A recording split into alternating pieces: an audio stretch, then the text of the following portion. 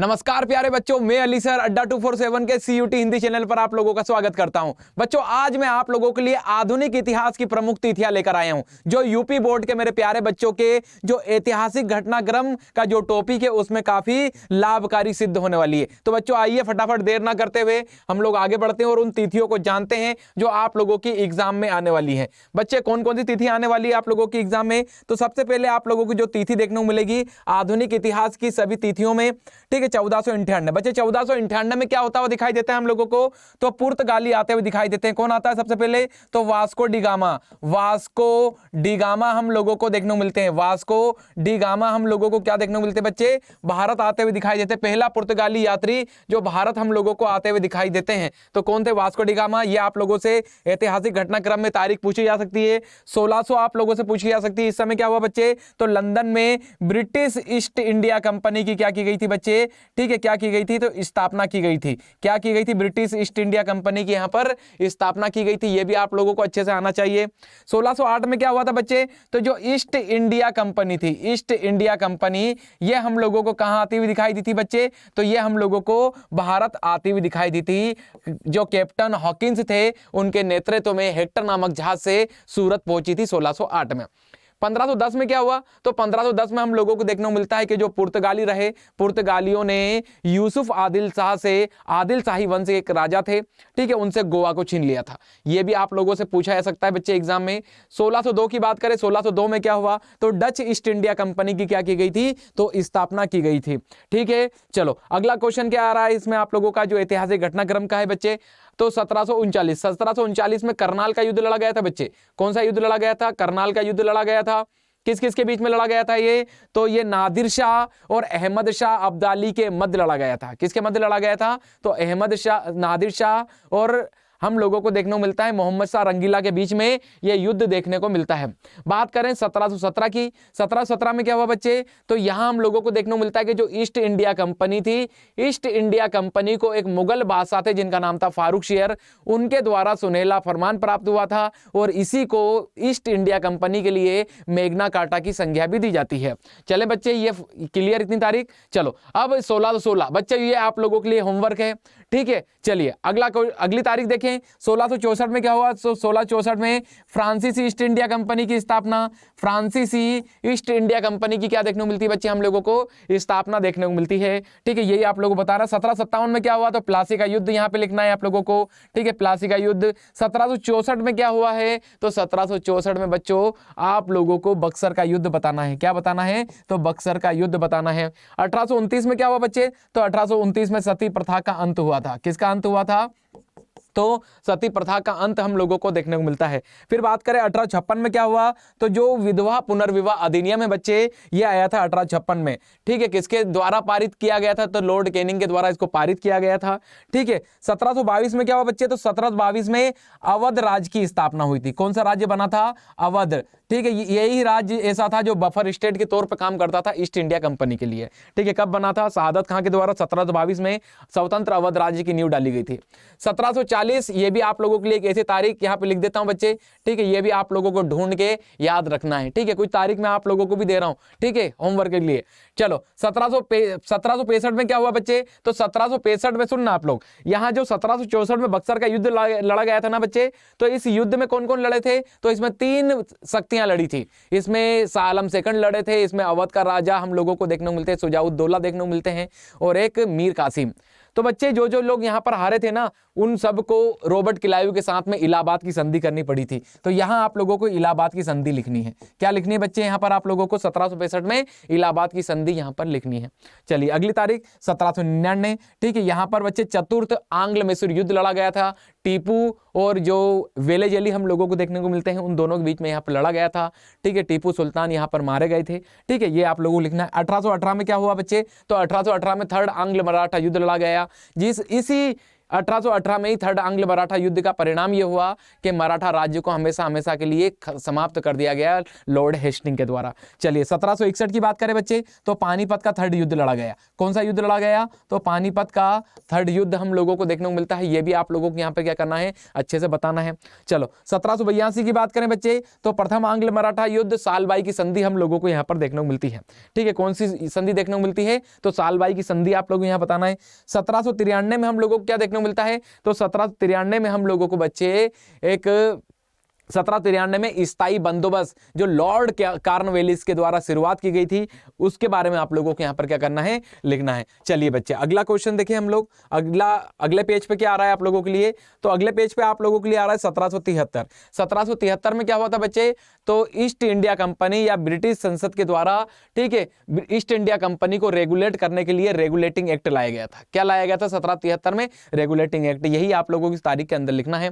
1784 की बात करें बच्चे, 1784 के अंदर क्या देखने को मिलता है हम लोगों को? तो 1784 के अंदर पिट्स इंडिया एक्ट, ठीक है, एक अधिनियम लाई थी ब्रिटिश सरकार। 1833 में क्या हुआ बच्चे? तो पहला चार्टर एक्ट हम लोगों को देखने को मिलता है। ठीक है, चार्टर एक्ट लाया गया यहाँ पर। 1833 में भी चार्टर एक्ट लाया गया था, उसके बारे में लिखना है।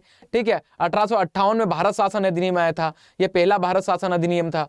ठीक है, भारत शासन अधिनियम, क्योंकि 1858 से ही हम जो भारत था ये ब्रिटिश क्राउन का भाग बन चुका था 1857 की क्रांति के बाद।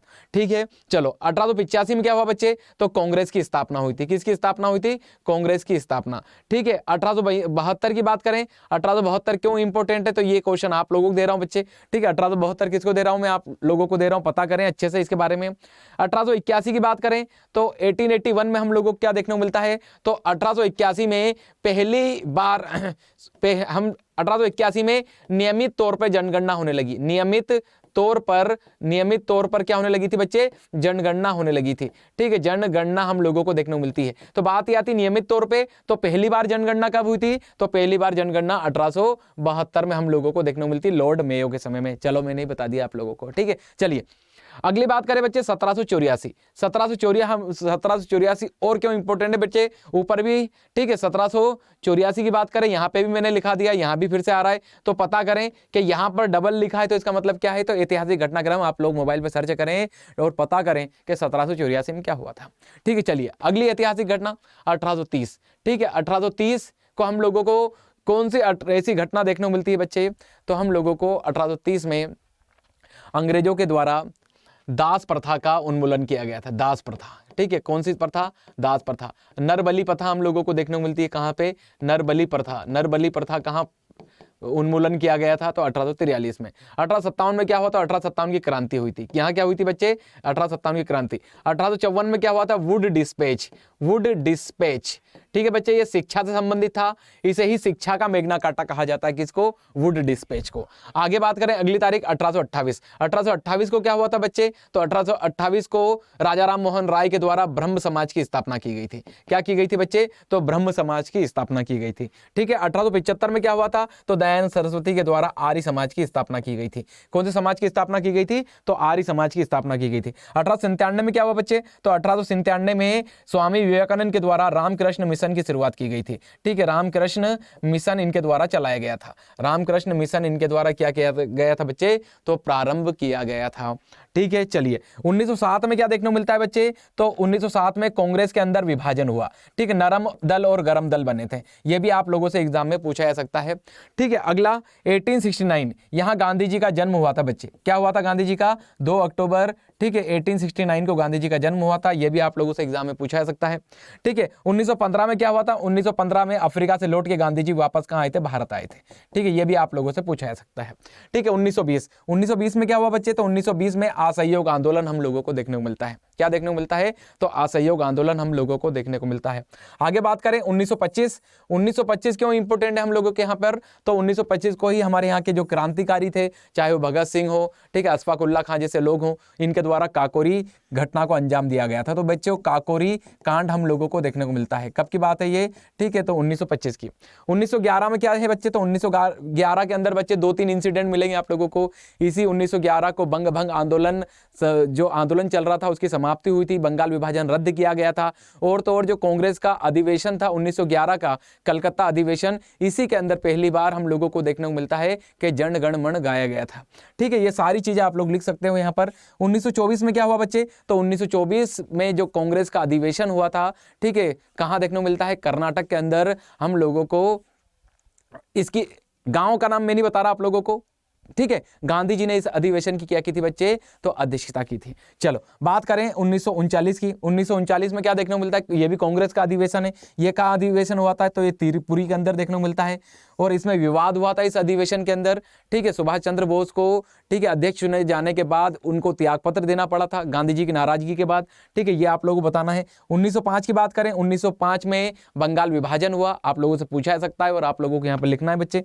1906 में मुस्लिम लीग की स्थापना हुई, ये आप लोगों को पता होना चाहिए। 1916 में क्या हुआ, तो 1916 में हम लोगों को देखने को मिलता है कि जो लखनऊ अधिवेशन था, बड़ा इंपॉर्टेंट अधिवेशन है, क्योंकि जो नरम दल थे, गरम दल थे और मुस्लिम लीग थी, ये एक साथ वापस लखनऊ अधिवेशन में ही सम्मिलित हुए थे, ठीक है। 1917 की बात करें तो 1917 हम लोगों के लिए इंपॉर्टेंट क्यों है, क्योंकि गांधी जी ने यहाँ पर चंपारण आंदोलन चलाया था, फिर 1918 में खेड़ा उनके द्वारा चलाया गया था, ठीक है। तो ये 1917, 1918 उन्हीं संबंधित है।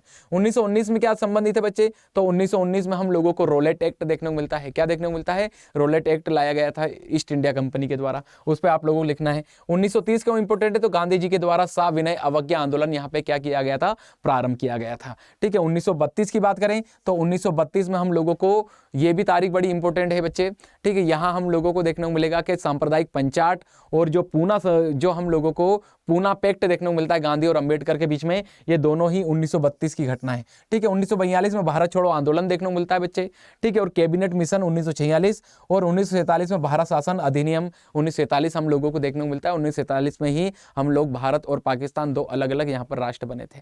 तो बच्चों ये आप लोगों के लिए मैं आधुनिक भारत की प्रमुख तिथियां लेकर आया था। आई होप आप लोगों को ये तिथियां अच्छी लगी होंगी। और एक चीज बता दूं बच्चों, मैंने 3 वीडियो इन अलग अलग कालों की तिथियों पे बना चुका हूं। जिन लोगों ने अभी तक ये डायरेक्ट ये आधुनिक इतिहास की तिथियां देख रहे हैं और 2 लेक्चर ऊपर के नहीं देखे हैं आप लोगों ने, प्राचीन इतिहास की प्रमुख तिथियां और मध्यकाल की प्रमुख तिथियां, तो यूपी बोर्ड के जो मेरे बच्चे हैं वो ऐतिहासिक घटनाक्रम को प्रिपेयर कर रहे हैं, तो कुछ ना करें, इन तिथियों को एक बार अच्छे से देख लें, आपका काम बन जाएगा, ठीक है। आई होप आप लोगों को अच्छा लगा होगा, ठीक है। तो आप लोग जुड़े रहें अड्डा 247 के CUT हिंदी चैनल पर।